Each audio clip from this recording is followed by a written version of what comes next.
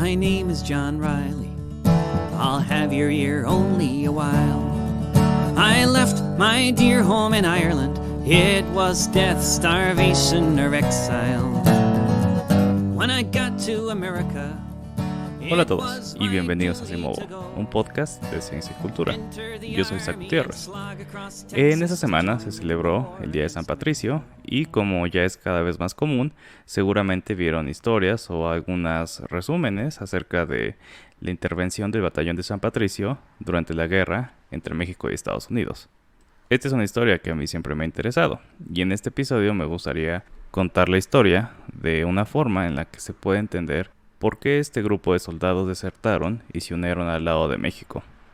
Esta forma de ver este capítulo de la historia no es original, sino que está muy inspirada en un artículo llamado El Museo de las Derrotas por Gary Brecher, el Warner, que en realidad es un seudónimo de un escritor de internet bastante famoso.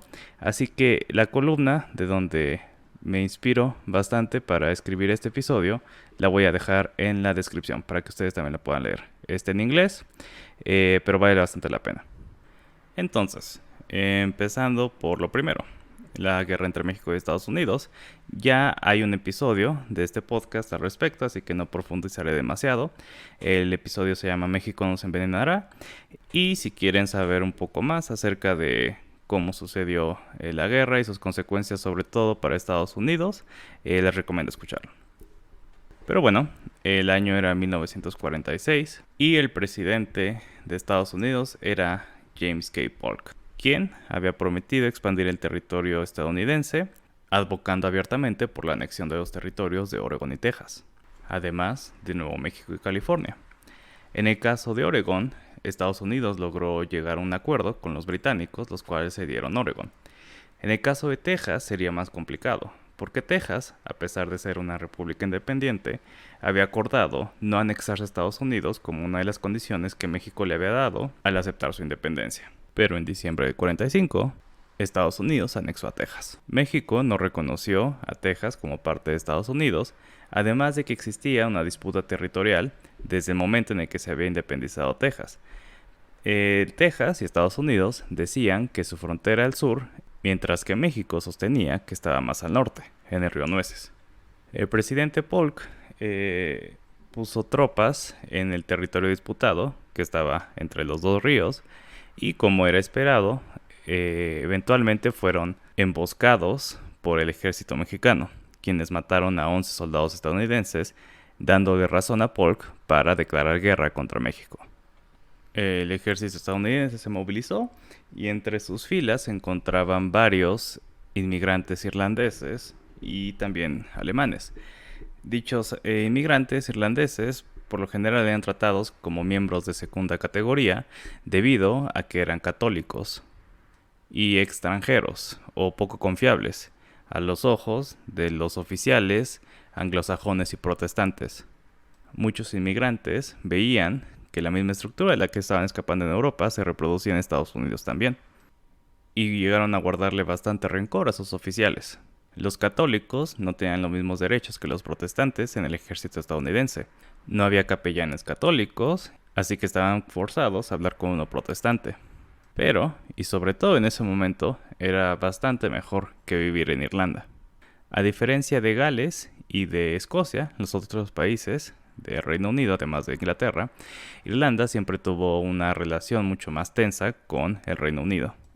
Técnicamente, a partir de 1800 ya pertenecían al Reino Unido de Gran Bretaña e Irlanda, sin embargo siempre fueron tratados como ciudadanos de segunda categoría. En realidad su estatus era mucho más similar al de una colonia, y sería donde Gran Bretaña practicaría o desarrollaría el colonialismo que después expandiría casi todo el mundo. Los ciudadanos católicos irlandeses no tenían derecho a tener tierra, a ser abogados o a tener cargos públicos. Todos estos eran privilegios de los cuales solo podían gozar los protestantes anglosajones, ya sean escoceses o ingleses. Los escoceses tienden a retratarse mucho como oprimidos de Inglaterra también, sin embargo, a través de la historia son mucho más parte de la maquinaria que víctimas de ella. Pero bueno, Irlanda era una isla principalmente agraria, en la que se sembraba mucho la papa.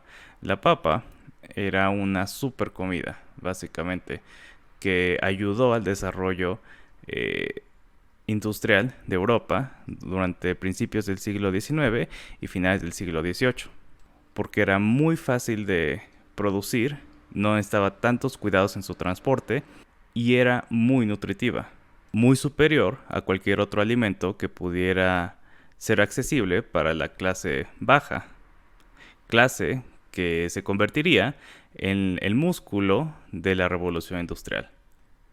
Irlanda entonces era un importante exportador de papa que alimentaba la revolución industrial, pero Irlanda misma era muy agraria.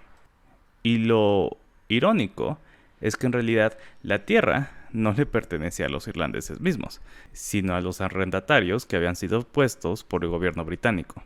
Obviamente esto provocaba una tensión política muy importante, pero en 1945 empezaría uno de los más grandes tragedias en la historia de Irlanda, que provocaría la muy fuerte migración de la isla a Estados Unidos, además de que fortalecería el sentimiento independentista para el futuro. En algún momento de la primera mitad del siglo XIX, en Sudamérica o en Estados Unidos, o sería muy poético, pero también es muy probable que en México, una plaga que afectaba a la papa apareció. Dicha plaga, eventualmente, por el comercio, llegaría a Europa Central e Irlanda, no antes de 1844. Y debido al hecho de que los irlandeses no podían decidir qué hacer con sus propias cosechas, en realidad no tuvieron forma de enfrentar a esta gran plaga que devastó las cosechas de papas durante la siguiente década. Debido a una mezcla entre desdén por la gente irlandesa, como por una creencia absoluta en el capitalismo de laissez-faire, los gobernantes británicos básicamente no actuaron, incluso perjudicaron la recuperación irlandesa. Y durante la siguiente década, Irlanda perdió 1/3 de su población por muertes y por inmigración. Tal vez inmigración no sea la palabra correcta, sino más bien refugiados de este gran desastre natural, pero al mismo tiempo causado, como lo haría después Joseph Stalin con las hambrunas en Ucrania. Un desastre natural es la oportunidad perfecta para dar una lección a ciertos grupos subyugados al mismo tiempo que disminuir sus rangos. En palabras de Sir Charles Trevelyan, administrador colonial de Irlanda, la hambruna era un mecanismo efectivo para eliminar el exceso de población. Thanos estaría orgulloso. La población de Irlanda en 1845 era de 8.2 millones de personas y al día de hoy nunca ha volvido a llegar a esos números. Y esta era la realidad de las naciones pobres en la época victoriana. A diferencia de lo que ocurre hoy en día, las naciones pobres estaban perdiendo sus poblaciones muy rápidamente. Antes de la invención de los antibióticos y todavía bajo del colonialismo y la monarquía, las naciones pobres estaban reduciéndose, en población por lo menos, y esto era percibido como lo natural. Eventualmente desaparecerían y dejarían lugar para que las más avanzadas, las más eficientes, pudieran extenderse a todo el globo en realidad. Ese era el pensamiento detrás del Destino Manifiesto y era el pensamiento que justificaba el Imperio Británico. Entonces, cuando escapaste de tu país porque no había nada ahí para ti, ni para tu descendencia, y llegas a otro país y eventualmente te encuentras en su ejército matando católicos pobres, probablemente piensas que estás del lado equivocado. Y por lo menos eso fue lo que pensó John Riley, quien desertó del ejército estadounidense durante la guerra entre México y Estados Unidos y pasó al bando mexicano. Los mexicanos tuvieron el buen sentido de ponerlo a cargo de reclutar a más gente como él, y eventualmente juntó una fuerza de 700 hombres. Sobre todo eran católicos irlandeses, algunos católicos alemanes, y la minoría más pequeña eran soldados negros, que en ese momento aún eran esclavos, obviamente, y que probablemente habían pensado que preferían pelear por el lado o por el país que en ese momento ya había abolido la esclavitud. Estos colorados, como los llamaban los mexicanos, porque muchos eran pelirrojos, eran grandes artilleros y operaban con gran independencia. Permitieron la retirada del ejército mexicano en Buenavista al detener la avanzada estadounidense, y tuvieron su último gran momento de gloria, o por lo menos de gloriosa derrota, en la batalla de Churubusco. La defensa de Churubusco era un esfuerzo básicamente suicida. Los patricios lo sabían, los reclutas lo sabían, el general Anaya también lo sabía, pero no por eso se montó una defensa escuálida. Anaya trincheró a los mexicanos, que hay que destacar eran principalmente jóvenes e inexpertos, reclutas que querían defender o habían sido llamados a defender Churubusco, y puso al batallón de San Patricio al centro con 4 cañones.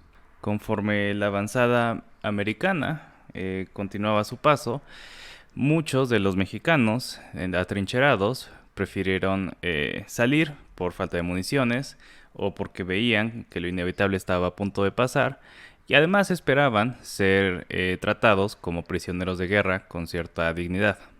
Una expectativa no tan fuera de la realidad, aunque bien se sabe que no todos los estadounidenses, sobre todo los tejanos, tendrían esa cordialidad.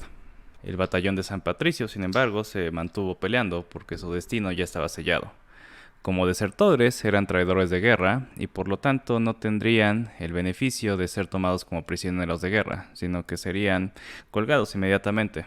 Así pues, se mantuvieron peleando durante todo el tiempo que pudieron, usando municiones que ni siquiera cabían en sus cañones, e incluso matando a uno que otro mexicano que estuviera ofreciendo la rendición. Durante el tiempo que estuvieron retrasando el avance estadounidense, se enfocaron en los oficiales. Las bajas en ese día de los estadounidenses fueron de 1,000 hombres y eran desproporcionalmente los oficiales quienes habían muerto. Los patricios sabían cómo se veían los oficiales y les apuntaban directamente a ellos. Y ya sea inspirados por la fiereza o atemorizados por esta, los mexicanos también regresaron a continuar la batalla.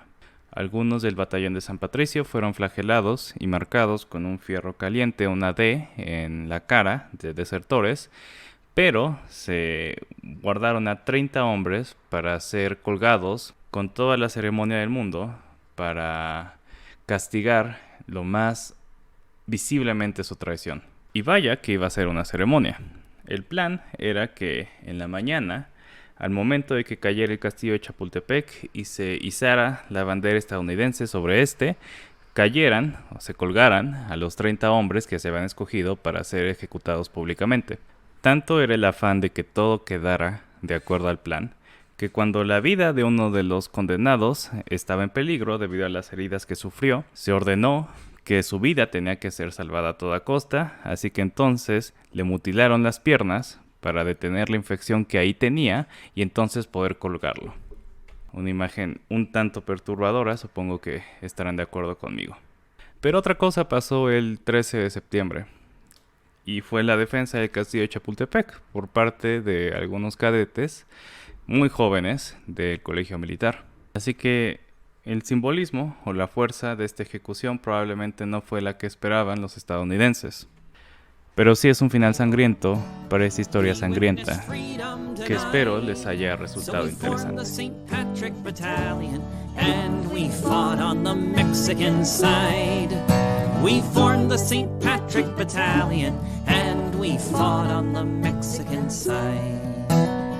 Gracias por escucharnos, yo soy Isaac Gutiérrez. Como siempre, espero que si tienen comentarios o sugerencias nos la den a nuestro correo, que es asimovopodcast@gmail.com.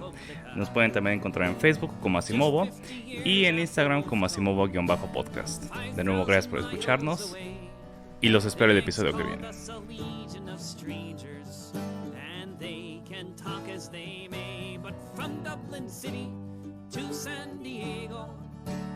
We witnessed freedom denied. So we formed the St. Patrick Battalion, and we fought on the Mexican side. We formed the St. Patrick Battalion, and we fought on the Mexican side. We fought them in Matamoros, while their volunteers were reaping the nuns. In Monterrey and Cerro Gordo, we fought on as Ireland's sons. We were the red-headed fighters for freedom amidst these brown-skinned women and